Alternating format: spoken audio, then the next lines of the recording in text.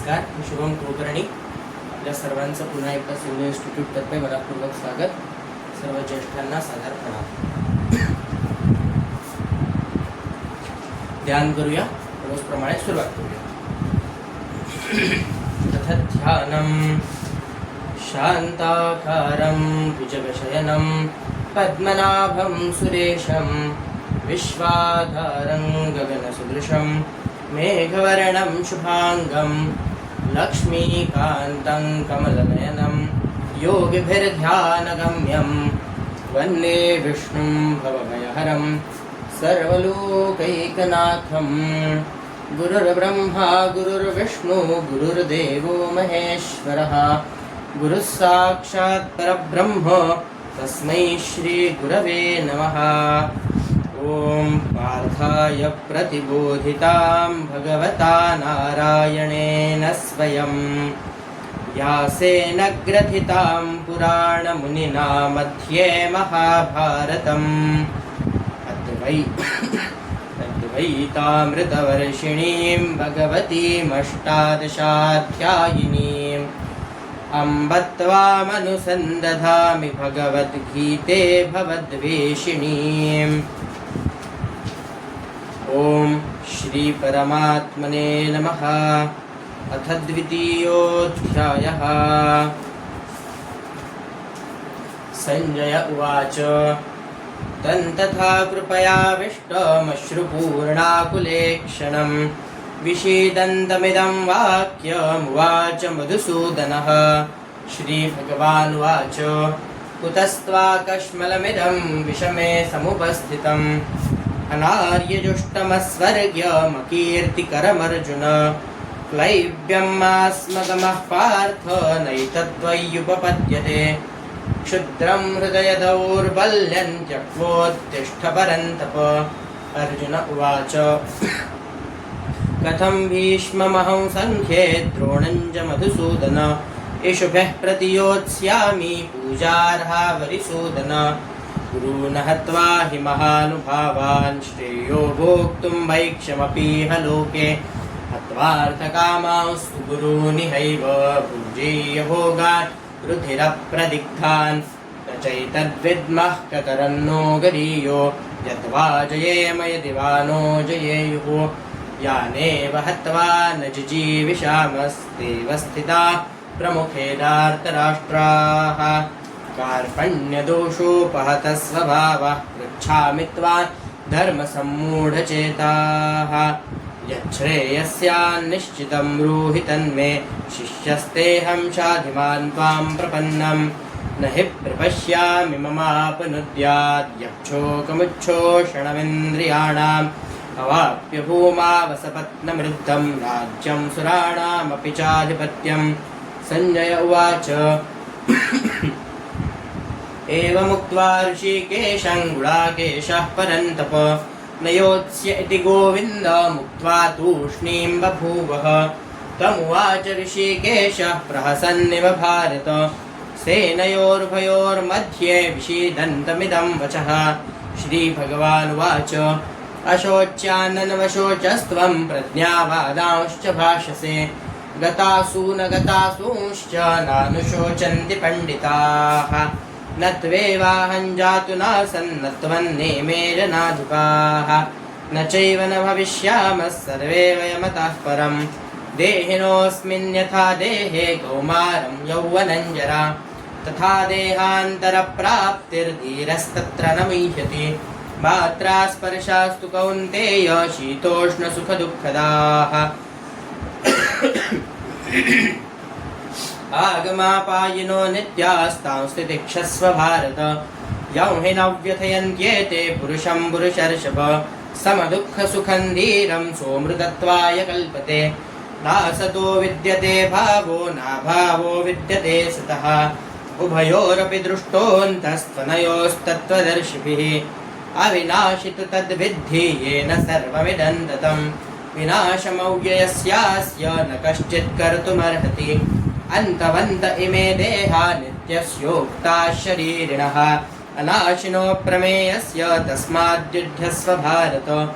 य एनं वेत्ति हन्तारं यश्चैनं मन्यते हतं उभौ तौ न विजानीतो नायं हन्ति न हन्यते न जायते म्रियते वा कदाचिन्नायं भूत्वा भविता वा न भूयः अजो नित्यः शाश्वतोऽयं पुराणो न हन्यते हन्यमाने शरीरे वेदा विनाशिनं नित्यं य एनमजमव्ययं कथं स पुरुषः पार्थ कङ्गातेति हन्तिकम् वासांसि जीर्णानि यथा विहाय नवानि गृह्णाति नरोपराणि तथा शरीराणि विहाय जीर्णान्यानि संयाति नवानि देहि नैनं छिन्नन्ति शस्त्राणि नैनं दहति पावकः न चैनं क्लेदयन्त्यापो न शोषयति मारुतः अच्छेद्योऽयमदाह्योऽयमक्लेद्यो शोष्य एव च नित्यः सर्वगतस्थाणुरचलोऽयं सनातनः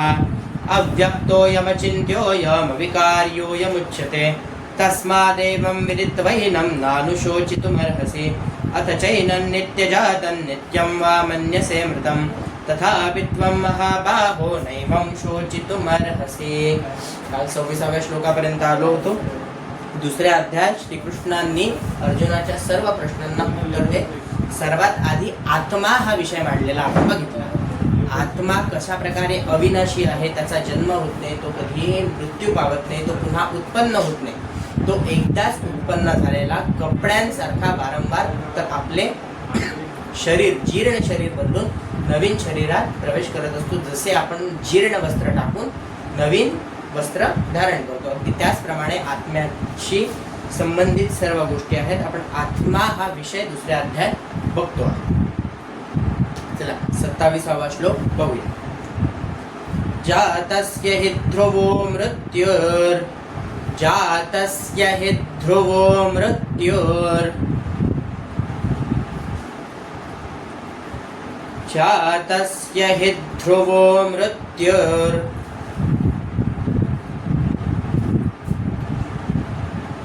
जातस्य हि ध्रुवो मृत्युर् ध्रुवं जन्ममृतस्य च ध्रुवं जन्ममृतस्य च जातस्य हि ध्रुवो मृत्युर् ध्रुवं जन्ममृतस्य च जातस्य हि ध्रुवो मृत्युर् ध्रुवं जन्ममृतस्य च तस्मादपरिहार्येऽर्थे तस्मादपरिहार्येऽर्थे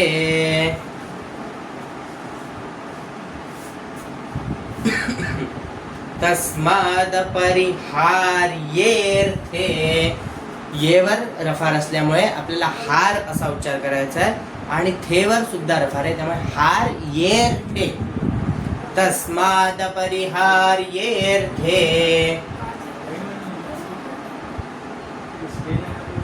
न त्वं शोचितुमर्हसि न त्वं शोचितुमर्हसि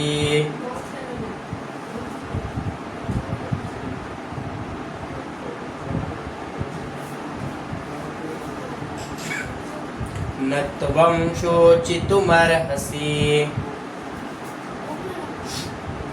जातस्य हि ध्रुवो मृत्युर्ध्रुवं जन्ममृतस्य च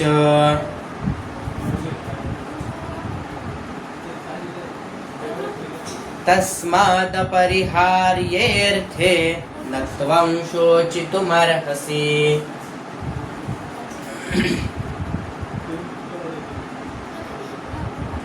जातस्य हि ध्रुवो मृत्युर्ध्रुवं जन्ममृतस्य च तस्मादपरिहार्येऽर्थे न त्वं शोचितुमर्हसि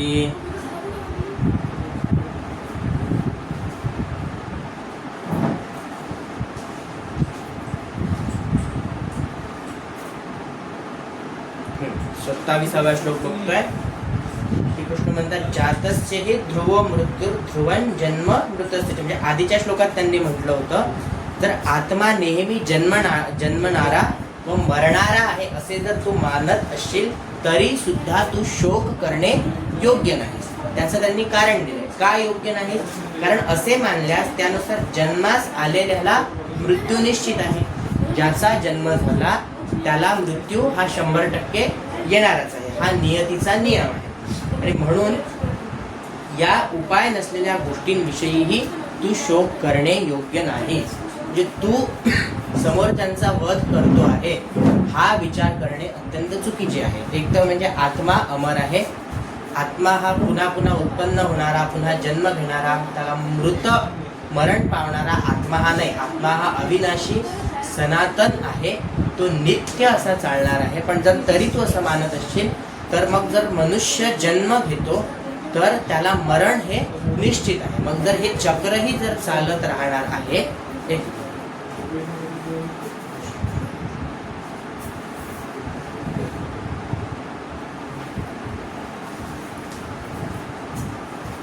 जर हे चक्र वारंवार चालत राहणार आहे तर ज्यांनी जन्म घेतला त्याला मृत्यू हा निश्चित आहे आणि मृत्यूनंतर पुन्हा जन्म आहे. त्यामुळे तू शोक करणे योग्य नाही. चला 28वा श्लोक. अव्यक्तादीनि भूतानि अव्यक्तादीनि भूतानि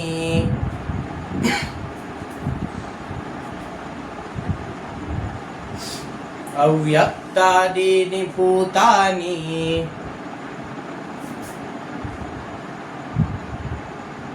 व्यक्तमध्यानि भारत व्यक्तमध्यानि भारत अव्यक्तादीनि भूतानि व्यक्तमध्यानि भारत अव्यक्तनिधनान्येव अव्यक्तनिधनान्येव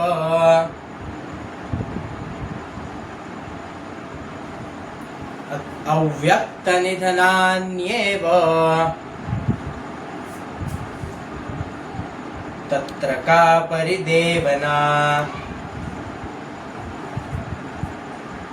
तत्र का परिदेवना अव्यक्तनिधनान्येव तत्र का परिदेवना अव्यक्तनिधनान्येव तत्र का परिदेवना अव्यक्तादीनि भूतानि व्यक्तमध्यानि भारत अव्यक्तनिधनान्येव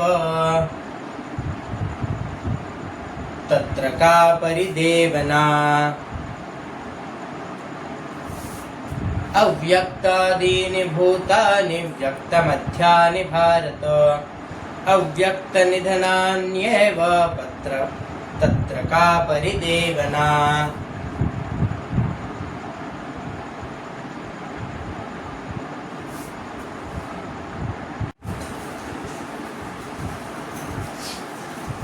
आश्चर्यवत् पश्यति कश्चिदेन माश्चर्यवद् वदति तथैव चान्यः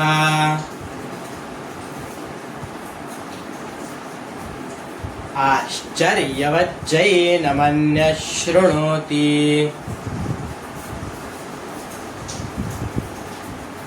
आश्चर्यवच्चैनमन्यः शृणोति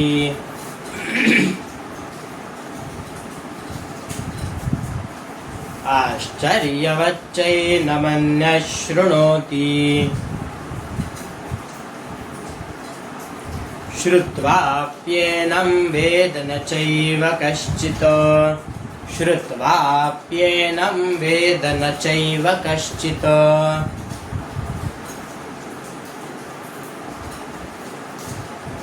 श्रुत्वाप्येनं वेद न चैव कश्चित्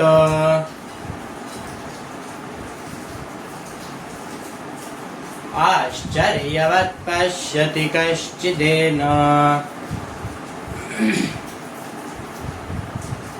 माश्चर्यवद् वदति तथैव चान्यः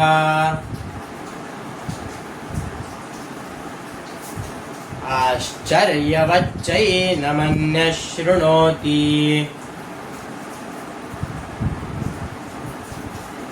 श्रुत्वाप्येनं वेद न चैव कश्चित्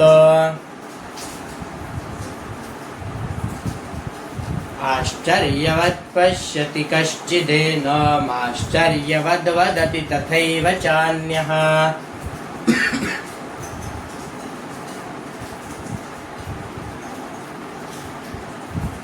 आश्चर्यवच्चैनमन्यः शृणोति श्रुत्वाप्येनं वेद न चैव कश्चित्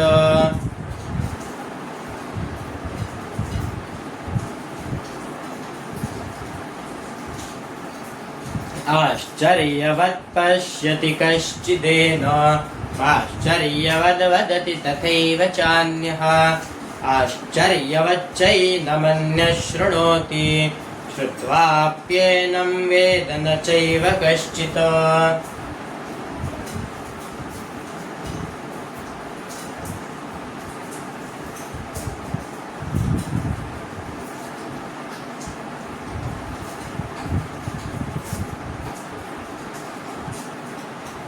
अव्यक्तादीनि भूतानि व्यक्तमध्यानि भारत अव्यक्तनिधनान्येव तत्र का परिदेवना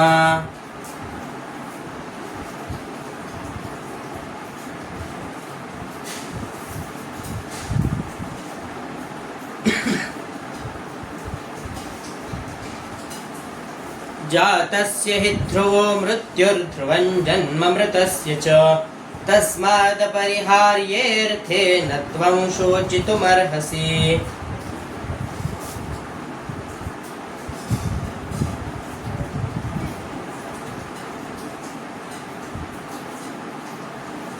काय म्हणतात श्रीकृष्ण आश्चर्यवत् पश्यति कश्चिदेन माश्चर्यवत् कश्चिदेनम आश्चर्यवद् वदति तथैव चान्यः एखादा महापुरुषच या आत्म्याला आश्चर्याप्रमाणे पाहतो जो महापुरुष आहे जो या आत्म्याचं मूळ स्वरूप जाणतो असा महापुरुषच या आत्म्याला आश्चर्याप्रमाणे पाहतो तसंच दुसरा एखादा महापुरुष या तत्वाचे आश्चर्याप्रमाणे वर्णन करतो आपण हे आश्चर्य समजायलाच पाहिजे कारण की हे चैतन्य आहे कुठून येतं आपल्या जीव कसा येतो अशा बरेच प्रश्न आपल्याला पडू शकतात त्यांचं म्हणणं आहे महापुरुषच या आत्म्याला आश्चर्याप्रमाणे पाहतो आणि तोच एखादा किंवा दुसरा महापुरुष त्याचे आश्चर्याप्रमाणे वर्णन करू शकतो किंवा करतो तसेच आणखी एखादा अधिकारी पुरुष याच्याविषयी आश्चर्याप्रमाणे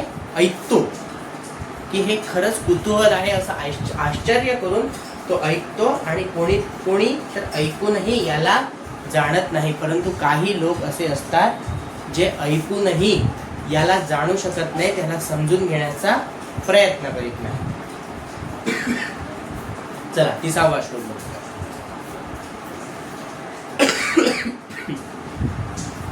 देहि नित्यमवध्योऽयं देहि नित्यमवध्योऽयं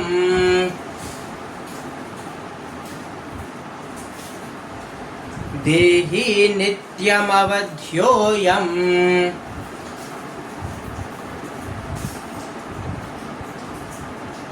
देहि नित्यमवध्योऽयं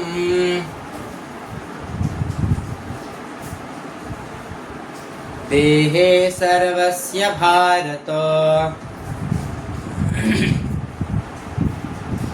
देहे सर्वस्य भारत देहि नित्यमवध्योऽयं देहे सर्वस्य भारत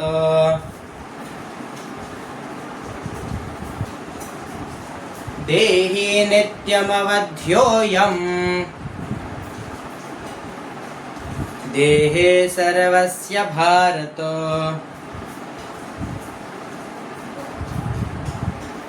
तस्मात् सर्वाणि भूतानि तस्मात् सर्वाणि भूतानि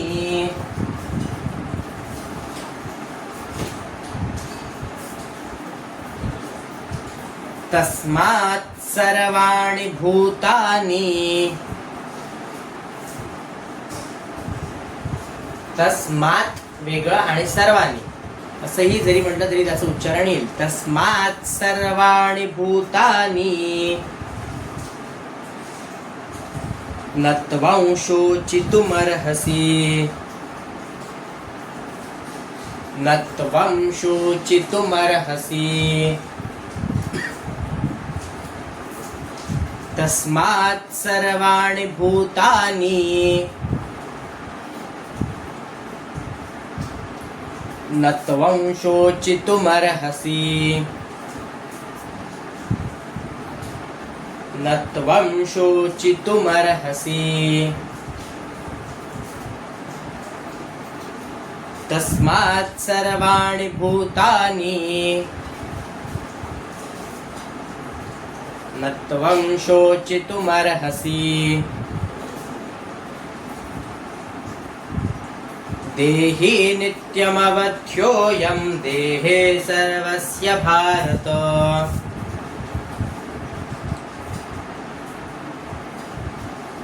देहि नित्यमवध्योऽयं देहे सर्वस्य भारत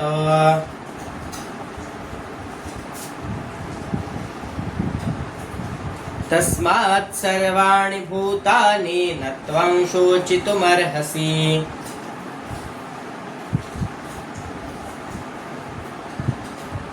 तस्मात् सर्वाणि भूतानि न त्वं शोचितुमर्हसि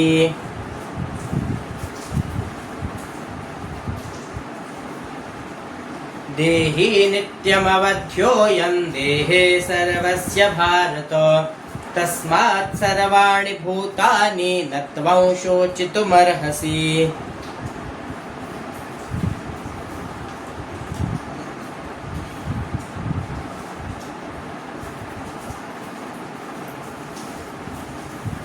आश्चर्यवत् पश्यति कश्चिदेनमाश्चर्यवद् वदति तथैव चान्यः आश्चर्यवच्चैनमन्यः शृणोति श्रुत्वाप्येनं वेद न चैव कश्चित्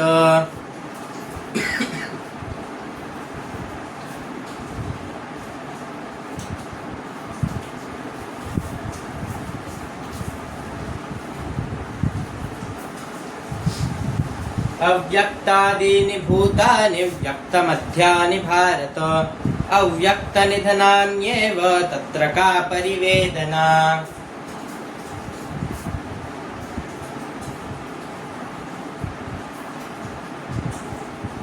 अव्यक्तनिधनान्येव तत्र का परिदेवना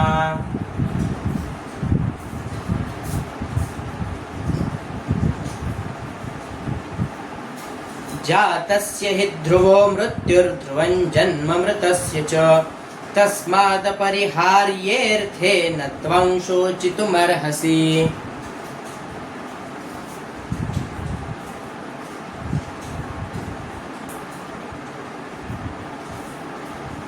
तिसावा श्लोक देहि नित्यम अवध्योयम देहे सर्वस्य भारत तस्मात् सर्वाणि भूतानि न त्वं शोचितुमर्हसि.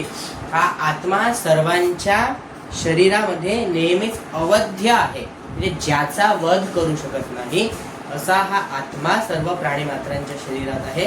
त्या आपण त्याला जाणतो की त्याचा वध होऊ शकत नाही, त्यामुळे त्या बाबतीत किंवा त्यासाठी आपण शोक करणे उचित नाही किंवा शोक करायला नको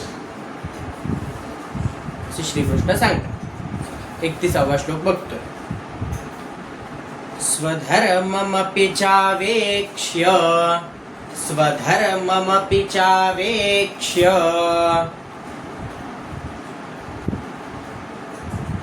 स्वधर्ममपि चावेक्ष्य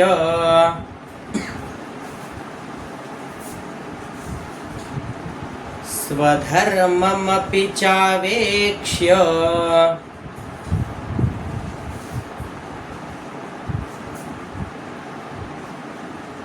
न विकम्पितुमर्हसि न विकम्पितुमर्हसि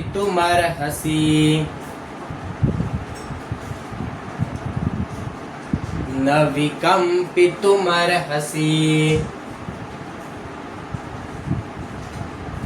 स्वधर्ममपि चावेक्ष्य स्वधर्ममपि चावेक्ष्य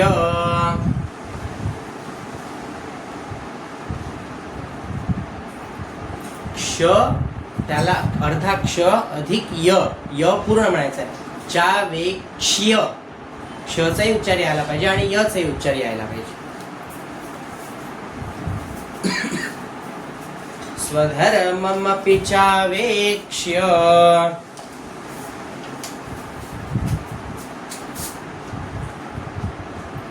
श अधिक य श असा उच्चार करायचा.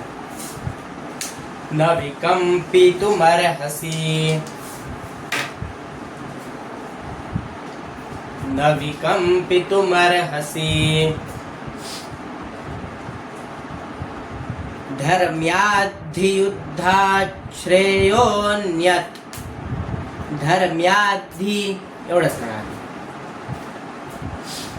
धर्म्याद्धि धर्म्याद्धि युद्धात् श्रेयोऽन्यत् धर्म्याद्धियुद्धात् श्रेयोऽन्यत्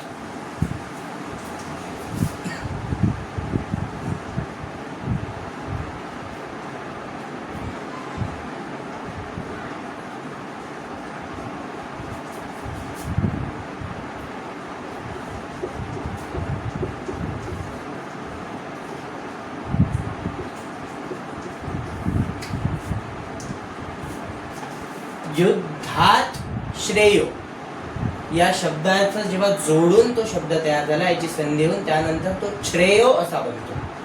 धर्म्याद्धि युद्धात श्रेयोन्यत युद्धात श्रेयोन्यत असा शब्द आहे. धर्म्याद्धि युद्धात श्रेयोन्यत धर्म्याद्धि युद्धात् श्रेयोऽन्यत् क्षत्रियस्य न विद्यते. पहिल्या ओळीत आपण न्यत असा उच्चार केलेला आहे त्यामुळे इथे फक्त क्षत्रिय होईल. जोडून म्हणताना न्यत क्षत्रिय असा उच्चार करणार. क्षत्रियस्य न विद्यते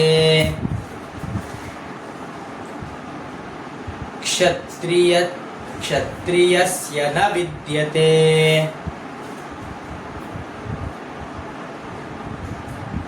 धर्म्याद्धि युद्धात् श्रेयोऽन्यत्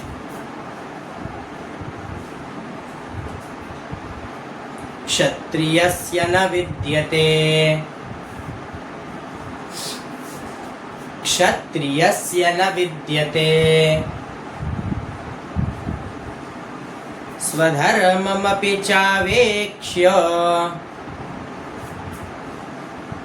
न विकम्पितुमर्हसि धर्म्याद्धि युद्धात् श्रेयोऽन्यत् क्षत्रियस्य न विद्यते स्वधर्ममपि चावेक्ष्य न विकम्पितुमर्हसि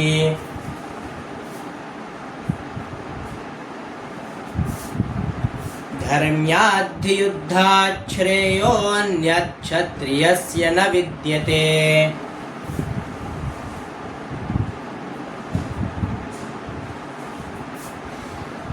स्वधर्ममपि चावेक्ष्य न विकम्पितुमर्हसि धर्म्याद्धि युद्धात् श्रेयोऽन्यत् क्षत्रियस्य न विद्यते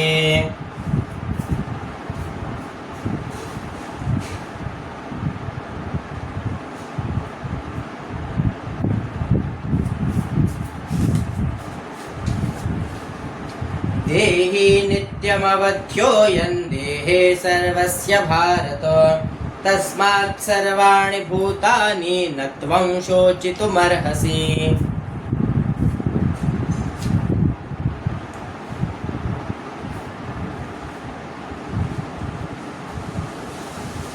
आश्चर्यवत् पश्यति कश्चिदेनम् आश्चर्यवद् वदति तथैव चान्यः आश्चर्यवच्चैनमन्यः शृणोति श्रुत्वाप्येनं वेद न चैव कश्चित्।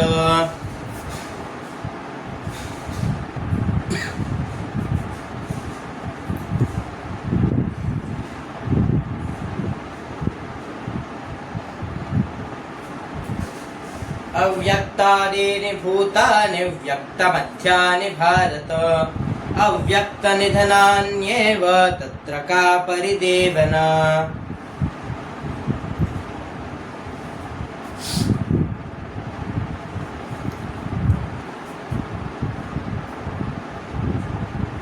जातस्य हि ध्रुवो मृत्युर्ध्रुवं जन्म मृतस्य च तस्मादपरिहार्येऽर्थे न त्वं शोचितुमर्हसि।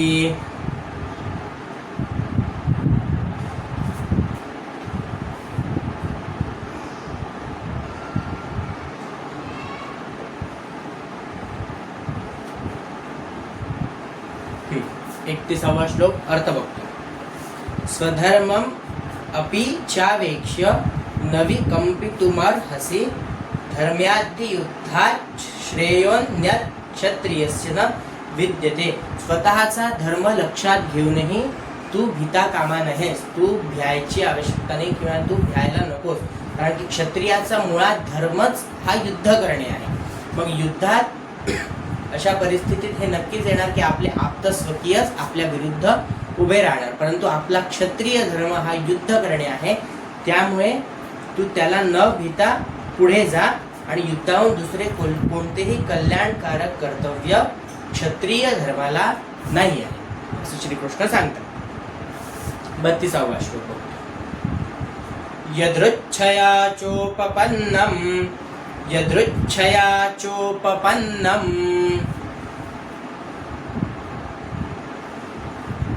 यदृच्छया चोपपन्नम्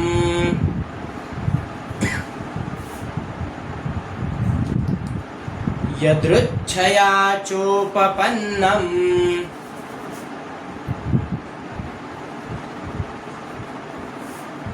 स्वर्गद्वारमपावृतम् स्वर्गद्वारमपावृतम् स्वर्गद्वारमपावृतम्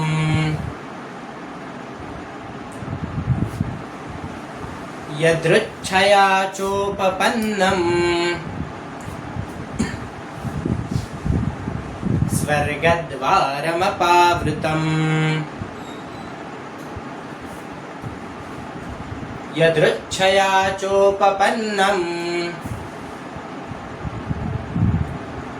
स्वर्गद्वारमपावृतम्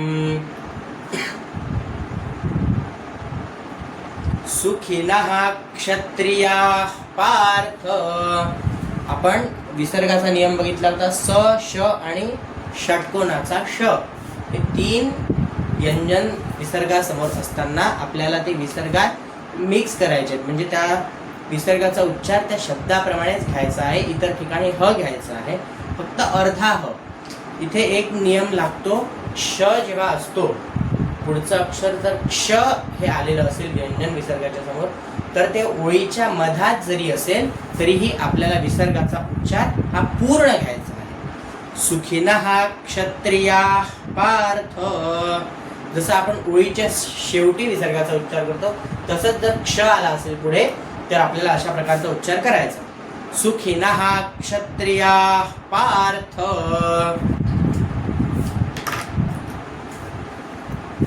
सुखिनः क्षत्रियाः पार्थ.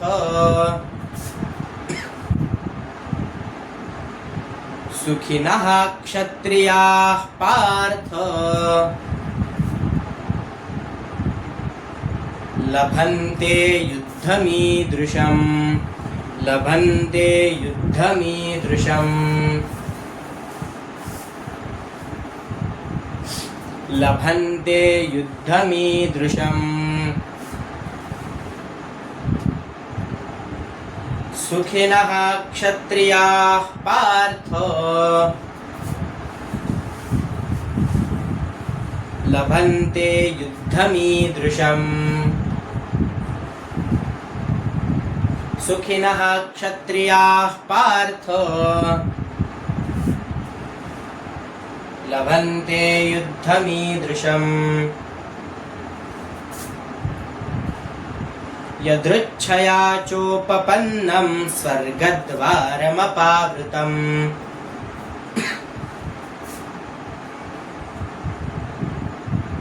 सुखिनः क्षत्रियाः पार्थ लभन्ते युद्धमीदृशम्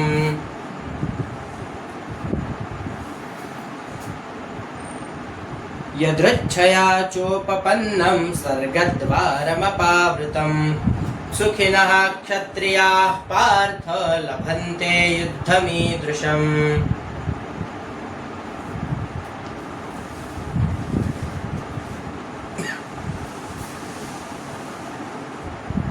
स्वधर्ममपि चावेक्ष्य न विकम्पितुमर्हसि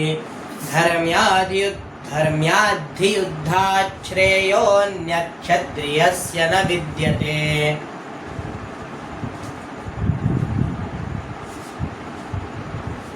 देहि नित्यमवध्योऽयं देहे सर्वस्य भारत तस्मात् सर्वाणि भूतानि न त्वं शोचितुमर्हसि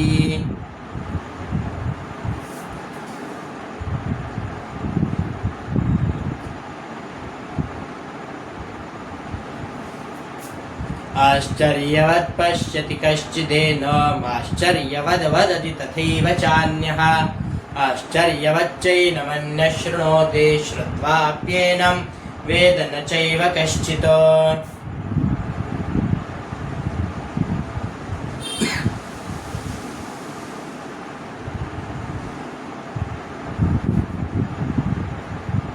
अव्यक्तादीनि भूतानि व्यक्तमध्यानि भारत अव्यक्तनिधनान्येव तत्र का परिदेवना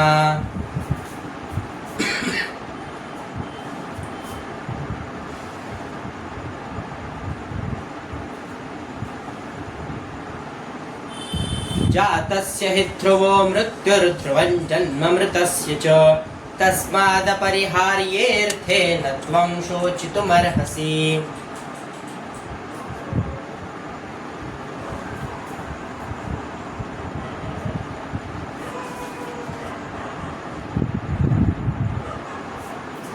बत्तीसावा श्लोक बघूया अर्थ यदृच्छया चोपपन्नं यदृच्छया चोपपन्नं स्वर्गद्वारमपावृतं सुखिनः क्षत्रियाः पार्थ लभन्ते युद्धमीदृशम् त्यांचं म्हणणं आहे हे आपोआप स्वर्गाचं दार आपल्या समोर उघडल्यासारखं आहे हे युद्ध अत्यंत भाग्यवान क्षत्रियांनाच लाभत असते आपोआप समोर आलेले उघडलेले स्वर्गाचे दारच असे हे युद्ध भाग्यवान क्षत्रियांनाच लाभते असे श्रीकृष्णांचं मत आहे त्यामुळे आपल्या धर्माचरणापासून दूर होऊ नकोस तू याचं पालन 33वा श्लोक अथ चेत्त्वमिमं धर्म्यम् अथ चेत्त्वमिमं धर्म्यम्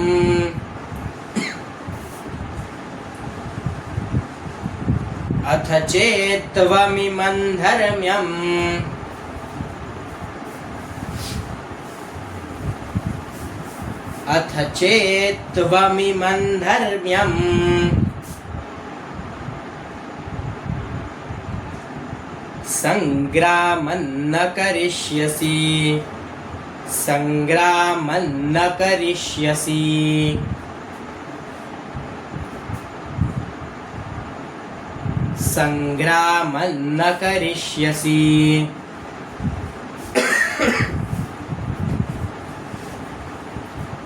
अथ चेत्त्वमिमं धर्म्यम् संग्रामं न करिष्यसि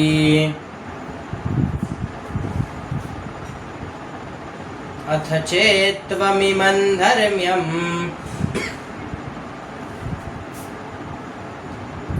संग्रामं न करिष्यसि ततः स्वधर्मं कीर्तिं च ततः स्वधर्मं कीर्तिं च ततः स्वधर्मं कीर्तिं च हित्वा पापमवाप्स्यसि हित्वा पापमवाप्स्यसि ततः स्वधर्मं कीर्तिं च हित्वा पापमवाप्स्यसि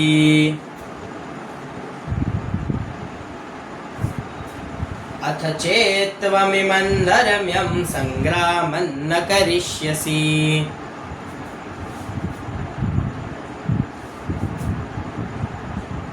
ततः स्वधर्मं कीर्तिं च हित्वा पापमवाप्स्यसि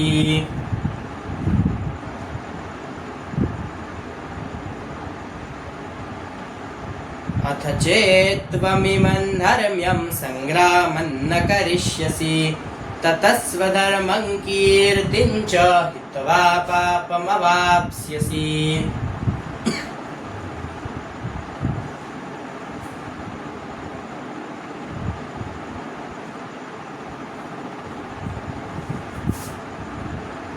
यदृच्छया चोपपन्नं स्वर्गद्वारमपावृतं सुखिनः क्षत्रियाः पार्थ लभन्ते युद्धमीदृशम्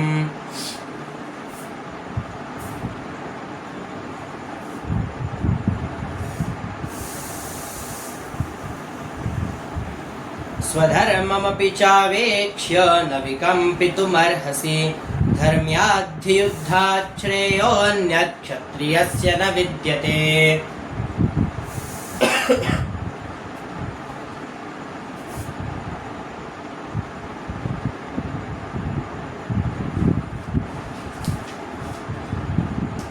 देहि नित्यमवध्योऽयं देहे सर्वस्य भारत तस्मात् सर्वाणि भूतानि न त्वं शोचितुमर्हसि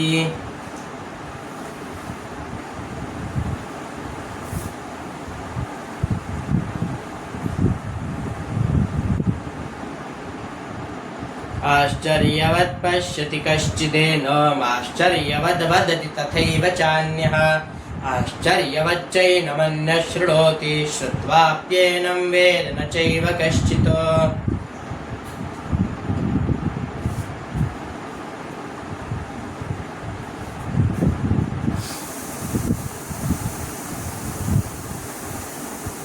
अव्यक्तादीनि भूतानि व्यक्तमध्यानि भारत अव्यक्तनिधनान्येव तत्र का परिदेवना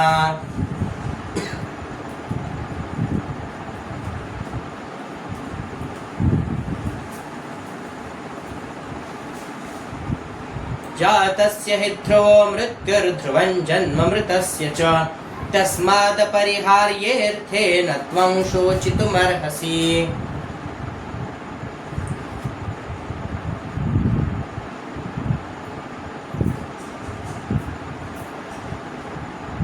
ते 33व्या श्लोकात म्हणतायत श्रीकृष्ण अथ चेत्त्वमिमं धर्म्यं संग्रामं न करिष्यसि जर तू हे धर्मयुक्त युद्ध केले नाहीस जर तू हे युद्ध करणार नाहीस ततः स्वधर्मं कीर्तिं च हित्वा पापमवाप्स्यसि तर स्वधर्म आणि कीर्ती दोन्हीही गमावून बसशील आणि पापाला जवळ करशील धर्मयुक्त युद्ध न केल्यास स्वधर्म आणि कीर्ती गमावून बसशील तसेच पापाला जवळ करशील असं ते अर्जुनाशी बोलतात अर्जुन आणि श्रीकृष्णांचा संवाद चाललेला आहे 34वा श्लोक बघूया अकीर्तिंचापि भूतानि अकीर्तिंचापि भूतानि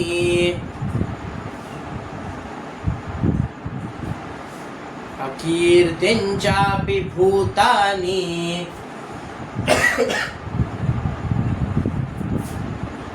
कथयिष्यन्ति ते व्ययाम् कथयिष्यन्ति ते व्ययाम्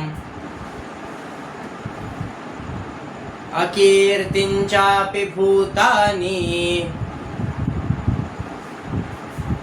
कथयिष्यन्ति ते व्ययाम् संभावितस्य च कीर्तिर् संभावितस्य च कीर्तिर् संभावितस्य च कीर्तिर् मरणादतिरिच्यते दतिरिच्यते मरणादतिरिच्यते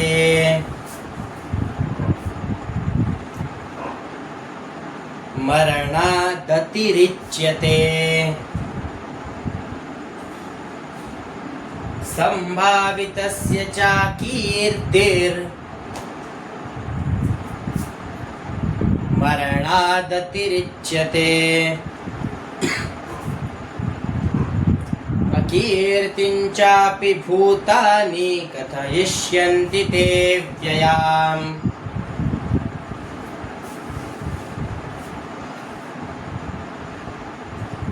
संभावितस्य च कीर्तिर्मरणादतिरिच्यते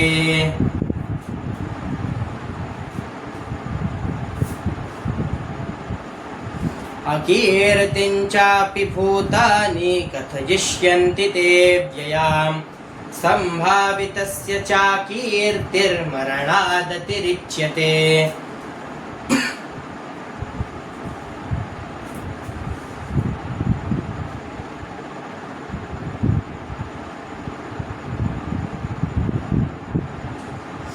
अथ चेत्त्वमिमं धर्म्यं संग्रामं न करिष्यसि ततः स्वधर्मं कीर्तिं च हित्वा पापमवाप्स्यसि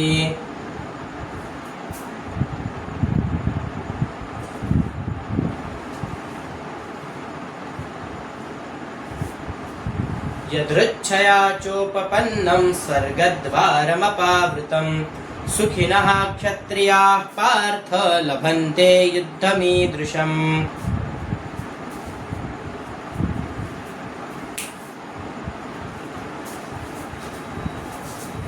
स्वधर्ममपि चावेक्ष्य न विकम्पितुमर्हसि धर्म्याद्धियुद्धात् श्रेयोऽन्यत् क्षत्रियस्य न विद्यते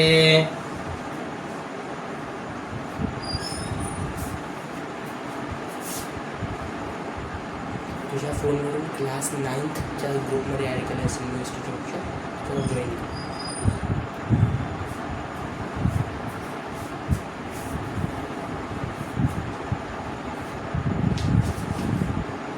देहि नित्यमवध्योऽयं देहे सर्वस्य भारत तस्मात् सर्वाणि भूतानि न त्वं शोचितुमर्हसि.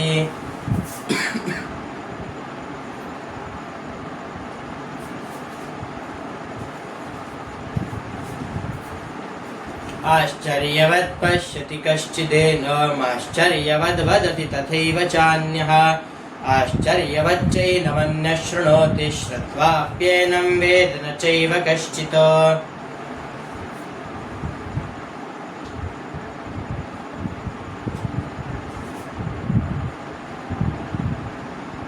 अव्यक्तादीनि भूतानि व्यक्तमध्यानि भारत अव्यक्तनिधनान्येव तत्र का परिदेवना.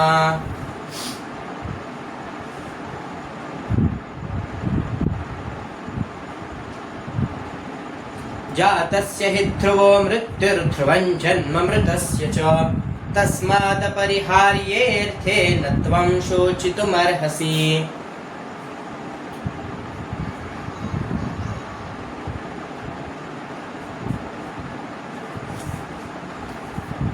चौतीसाव्या श्लोकापर्यंत आले. 34व्या श्लोकात म्हणत आहेत अकीर्तीं चापि भूतानि कथयिष्यन्ति ते व्ययाम्. म्हणजे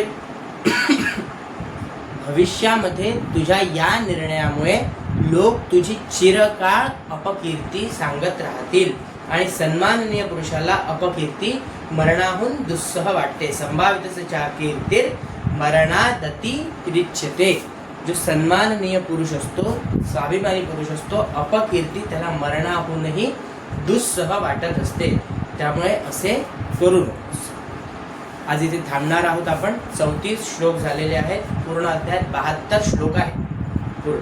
आपल्याला जवळपास अर्धा अध्याय झाला असे आपण म्हणू शकतो. सराव करत राहा. उद्या पुन्हा भेटूया याच वेळेला. धन्यवाद.